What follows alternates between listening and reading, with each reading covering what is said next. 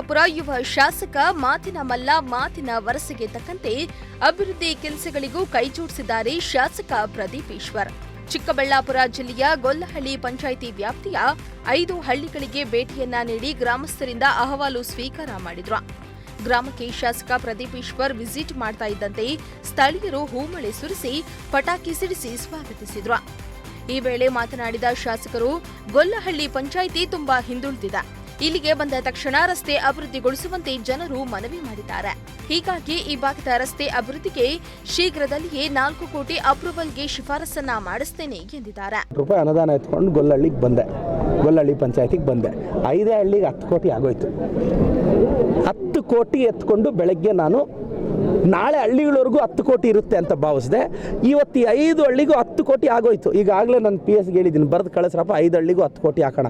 ಈ ರೋಡ್ಗೆ 5-6 ಕೋಟಿ ಅಂತೂ ಬೇಕು, ಕೊನೆವರೆಗೂ ಆಗೋಯ್ತು. ಈಗ ನೋಡಿ ಅನುದಾನ ಎತ್ಕೊಂಡು ಬಂದೆ ಅಲ್ವಾ, ಹಿಂಗೆ ಅನುದಾನ ಎತ್ಕೊಂಡು ಹಳ್ಳಿಗಳಿಗೆ ಹೋಗ್ತೀನಿ ಸರ್. ಇವತ್ತು ರಾಜ್ಯದಲ್ಲಿ ಇನ್ನು ಚಿಕ್ಕಬಳ್ಳಾಪುರ ಕ್ಷೇತ್ರದಲ್ಲಿ ಈ ಹಿಂದೆ ಸುಧಾಕರ್ ಅವರು ಶಾಸಕರಾಗಿದ್ದ ವೇಳೆ ರೈತರು ಸಾಗುವಳಿ ಮಾಡಿಕೊಳ್ತಾ ಇದ್ದ 20,000ಕ್ಕೂ ಹೆಚ್ಚು ಭೂಮಿಯನ್ನ ಅರಣ್ಯ ಇಲಾಖೆಗೆ ವಾಪಸ್ ಆಗುವಂತೆ ಮಾಡಿದ್ದಾರೆ.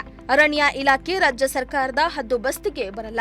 ಆದ್ರೂ ನಮ್ಮ ಸರ್ಕಾರ ಅಧಿಕಾರಕ್ಕೆ ಬಂದ ಮೇಲೆ ಉಸ್ತುವಾರಿ ಸಚಿವರ ಸಹಕಾರದಿಂದ 4.5 ಎಕರೆ ಜಮೀನನ್ನ ರೈತರಿಗೆ ವಾಪಸ್ಸು ಮಾಡುವಂತೆ ಕ್ರಮ ಜರುಗಿಸಿದ್ದೇವೆ ಎಂದಿದ್ದಾರೆ. ಇವತ್ತಿನ ಸಂಸದರು ಆವತ್ತು ಶಾಸಕರಾಗಿರ್ತಾರೆ. ಅವರ ಅವಧಿಯಲ್ಲಿ ಸರಿಸುಮಾರು 20,000 ಎಕರೆ ಫಾರೆಸ್ಟ್ಗೆ ಬರೆದು ಬಿಡ್ತಾರೆ. ನಾವು ಗೆದ್ದ ಮೇಲೆ ನಾನು ನಮ್ಮ ಮಿನಿಸ್ಟರ್ ಸಾಹೇಬರು ಕನಿಷ್ಠ ಒಂದು 8-10 ಮೀಟಿಂಗ್ ಮಾಡಿರ್ತೀವಿ. ಈ ನಿಟ್ಟಿನಲ್ಲಿ ಫಾರೆಸ್ಟ್ ವಿಚಾರದಲ್ಲಿ ನಾವು ಸುಪ್ರೀಂ ಕೋರ್ಟ್ಗೆ ಅಫಿಡವಿಟ್ ಆಗಬೇಕು ಅಂತಲೂ ನಮ್ಮ ಮಿನಿಸ್ಟರ್ ಸಾಹೇಬ್ರು ಹೇಳಿದ್ದಾರೆ. ಸೊ ನಾನು ರೈತರಿಗೆ ಹೇಳೋಕ್ಕೆ ಇಷ್ಟಪಡ್ತೀನಿ, ದಯವಿಟ್ಟು ಇದು ಫಾರೆಸ್ಟಿಗೆ ಯಾವಾಗ ಆಯಿತು, DC ಆರ್ಡರ್ ಯಾವಾಗ ಆಯಿತು ಅಂತ ತಾವು ಗಮನಿಸಿ. ಇವಾಗ ನನಗದು ದೊಡ್ಡ ಚಾಲೆಂಜ್ ಆಗಿದೆ ಹಳ್ಳಿಗಳಲ್ಲಿ. ಅದು ಹಳೆ ಜಿಲ್ಲಾಧಿಕಾರಿಗಳು, ಹಳೆ ಶಾಸಕರು ಮಾಡಿರೋದು.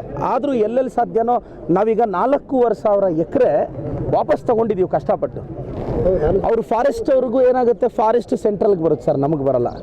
ಸೊ ನಾನು ರೈತರಿಗೆ ಹೇಳ್ತೀನಿ, ಎಷ್ಟೆಲ್ಲ ಸಾಧ್ಯನೋ ಅವ್ರ ಪರವಾಗಿ ನಿಲ್ತೀವಿ, ಕಾನೂನು ರೀತಿ. ಈ ವೇಳೆ ರಾಜ್ಯ ಸರ್ಕಾರದ ವಿರುದ್ಧ ಬಿಜೆಪಿ ನಾಯಕರು ಫ್ರೀಡಂ ಪಾರ್ಕ್ನಲ್ಲಿ ಪ್ರತಿಭಟನೆ ನಡೆಸುವ ವಿಚಾರವಾಗಿ ಶಾಸಕ ಪ್ರದೀಪ್ ಈಶ್ವರ್ ಪ್ರತಿಕ್ರಿಯಿಸಿದ್ದು, 1-2 ದಿನ ಮಾತ್ರ ಪ್ರತಿಭಟನೆ ಮಾಡುವುದನ್ನ ಬಿಟ್ಟು ವಿಜೇಂದ್ರ ಅವರು 6 ತಿಂಗಳ ಕಾಲ ಹನಿ ನೀರು ಕುಡಿಯದಂತೆ ಉಪವಾಸ ಸತ್ಯಾಗ್ರಹ ಮಾಡಲಿ ನೋಡೋಣ ಎಂದು ಬಿಜೆಪಿ ಪ್ರತಿಭಟನೆ ಬಗ್ಗೆ ವ್ಯಂಗ್ಯ ಮಾಡಿದ್ರು. ಮಾಡ್ತಿದ್ದಾರೆ ವಿಜೇಂದ್ರನವರು. ನಾನು ವಿಜೇಂದ್ರನಾಗಿ ಹೇಳ್ತೀನಿ, ಅಣ್ಣ ಒಂದು 6 ತಿಂಗಳು ಯಾಕೆ ನೀವು ಆಮರಣ ಅಂತ ಉಪವಾಸ ಮಾಡಬಾರ್ದು?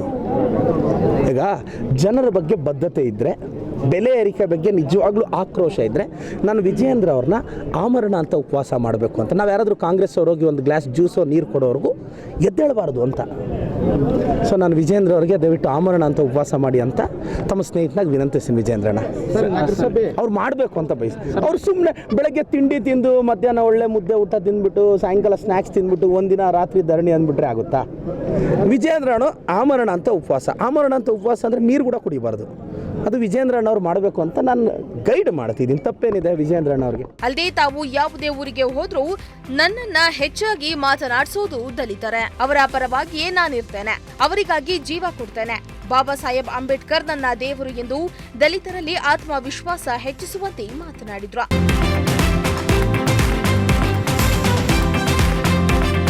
ಮೋಹನ್ ಕುಮಾರ್, ಪ್ರಜಾಶಕ್ತಿ ಟಿವಿ, ಚಿಕ್ಕಬಳ್ಳಾಪುರ.